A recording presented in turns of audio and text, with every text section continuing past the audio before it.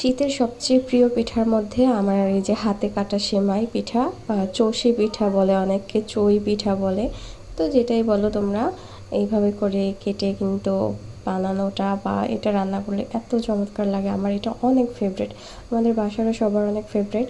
তো আজকে দেখো, দুধটাকে খুব ভালো করে জাল করে নিলাম। দুধটা খুব ভালো করে ফুটিয়ে নিতে হবে, তারপরে এই যে চষিগুলো, হাতে কাটা চষিগুলোকে দিয়ে দিতে হবে।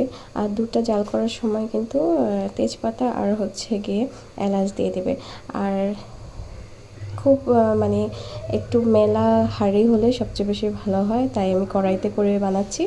একদম যদি ভাত রান্না করার হাঁড়িতে বানাও তাহলে চষিগুলো অনেক সময় গলে যাওয়ার চান্স বেশি থাকে।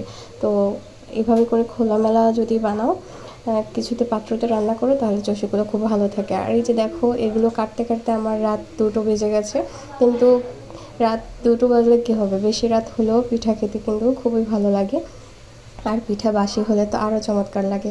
এখানে খেজুরের গুড়টাকে আলাদা করে জাল করে নিলাম। পায়েসটা নামিয়ে তারপর দুধটা দিয়ে দেবো। হ্যাঁ দেখো, দুধটাকে জাল করে একটু ঘন করে নিবে, এতে করে পায়েসটা খেতে কিন্তু দারুণ হবে। আমি কিন্তু এটা শীতে বানিয়েছিলাম, শীতের মধ্যে প্রথমবার হচ্ছে কি একটু বড় বড় করে চষিটা কেটেছি। এরপরে আরেকটা চষি পিঠা বানিয়েছিলাম, সেটা আরও একদম মিহি ছোট ছোট করে কেটেছিলাম, সেটাও অনেক বেশি জোস লাগে খেতে। এই চষিটা তুমি যত বেশি মিহি করবা তত বেশি মানে খেতেও ভালো লাগবে, দেখতেও দারুণ লাগে। আর অনেকে একটু বড় করেও খেতে পছন্দ করে।